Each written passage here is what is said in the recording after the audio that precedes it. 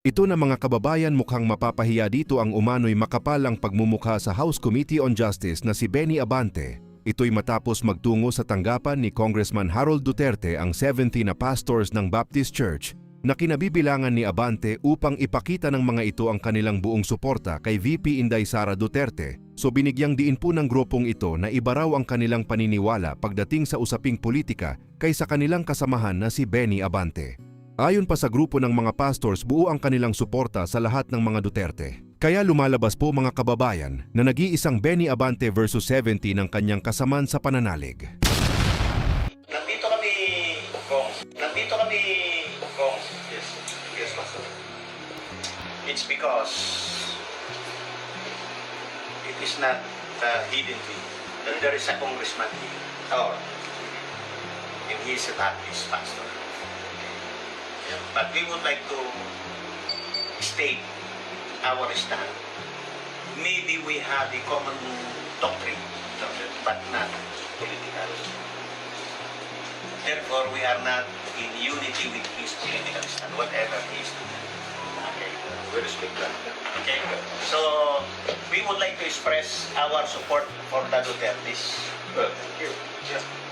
And we would like to present this to you. Okay. And the Dutertes, sabihin lahat kayo mga Duterte, we really support. Okay?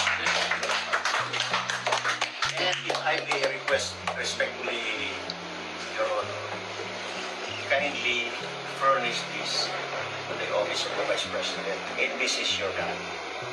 Okay. Ito po ang para sa iyo. Take a picture, so I'm gonna show you. Halika kayo dito sa menu at kumaka tayo. Pastor Benny Aragon po from Pangasinan. Saan sa Pangasinan? Eugene po, Garantino. Tayog. Pastor Elmar Maraso, Mangaldan, Pangasan po. Mangaldan. Wala po. Talaga po, sir. Bisaya. Bisaya. Bisaya man di ay. Bisaya kayo. Morning. Okay, Pastor Frederick po from Binalonan, Pangasinan. Filipino po. Alright. Pastor Ferdinand po. Suraro siya sa Pangasinan, Pangasinan. Salamat sa bisita. Manitilasan kami from Ogana, Pangasinan. Ano po, ako po si Fred Sasso, drama Basista, Pangasinan. Pangasinan. Morning, ma'am. Salamat sa welcome. Ano po, ako po si Dito po, from Pangasinan.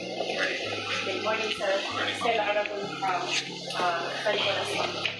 Good morning, sir. Ako po si Dito sa Good morning po, sir. Ako po si Sister Lawrence na tawag ako. Okay. Okay, yung dalawang taga-ris na lalagay dito. Kailangan kayo ni Japante. Pastor Joel, Antipolo City. Ito lang. Tumanila. Pastor Willie, Baras Rizal po. Parang si Rizal. Pastor Bong, Ito si Pastor Bong Alcala. galing Mindanao, pero dito ako nagpapasko. Alright. Mindanao. Agusan. Agusan. Manobo. Okay. Tribo. Siya po ang administrator ng buong Pilgrim Bible Baptist Churches sa Pilipinas. Kaya we would like to express our support. Thank you for that. Ayaw po namin later on. Meron na akong sinulat kay sa Diyosan. There is a verse in the Bible that if God is distinct to be the next president, no one can control it, no one can hold it. Pero bakit ngayon po ay nagkaiba, Mr. President? Parang yung pedestal na aking hinangaan, yung alamat na nandoon, unti-unting gumuho. Nalulungkot po ako at nangyari yun, Mr. President. Mula noon, nung makita ko siya, lalong-lalo na po doon sa episode na pinatawag po niya, ang lahat ng kinaukulan na merong mga nakaw na sasakyan, mga karnap na sasakyan. Naalala ko po na sinabi niya, Mr. President, Lahat ng mga ninakaw sa na nasakyan, dalhin nyo rito sa Camp Crame. No questions asked. Dahil palagi po akong dumadaan sa EDSA, Sir President.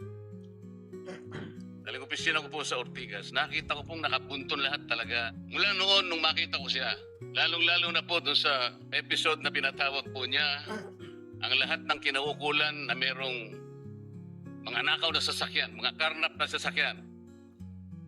Naalala ko po na sinabi niya, Mr. President, lahat ng mga ninakaw sa na nasakyan, dalhin nyo rito sa Camp Crame. No questions asked. Dahil palagi po akong dumadaan sa EDSA, Sir President. Dahil opisina ko po sa Ortigas, nakita ko pong nakabunton lahat talaga ang mga ninakaw na sasakyan. Talaga pong hinangaan ko, Senator Lacson. Walang nakagawa nun sa aking palagay kung hindi siya lang. Di ba, Mr. President, sinabi ko pa sa'yo, sayang wala nakako yung aking kaibigan, yung dating mayor ng Marikina, Bayani Fernando. Dahil kinausap ko po siya. Sabi ko, Bayani, alam mo, yung ginagawa mo sa Marikina, gusto ko rin eh. At yung ginagawa ni Chief PNP, Ping Lacson, gusto ko din yun. Ayaw mo ba siyang kausapin na kayong dalawa tumakbo? Si Ping Lacson ang president. Ikaw naman ang vice president. Kinuwento ko sa iyo yan, Sir President. Bakit ko po sinasabi ngayon ito, Ginoong Pangulo? Nung umpisa po talagang ganun na nakita ko po eh. Yung kanyang kagustuhan na maayos natin ang ating bansa. Yung sinasabi niya track record, maring umpisa nandun po yun eh. Hindi ko ikukwento ito kung hindi talaga hinangaan ko siya noon. Pero bakit ngayon po ay nagkaiba, Mr. President? Parang yung pedestal na aking hinangaan, yung alamat na nandoon, unti-unting gumuho. Nalulungkot po ako at nangyari yun, Mr. President. Ang sabi ko pa nga eh, wala hindi ba tayo dapat maglaban-laban dito eh. Ang kapakanan ng mamamayan ng ating bansa, ang importante rito po eh. Yung direksyon natin. Bakit kailangan akong palaging pinapasaringan? Hindi naman po ang aking kagustuhan eh. Kung sino yung dapat na sumikat, kung sino yung dapat magpasikat, hindi po yun. Isa lang po ang sikat dito, Mr. President. Ang taong bayan na pinagsisilbihan nating lahat. Doon po natin ituon ang lahat ng ating makakaya, ang lahat ng ating energy. Malampasan sana natin ang problemang ito.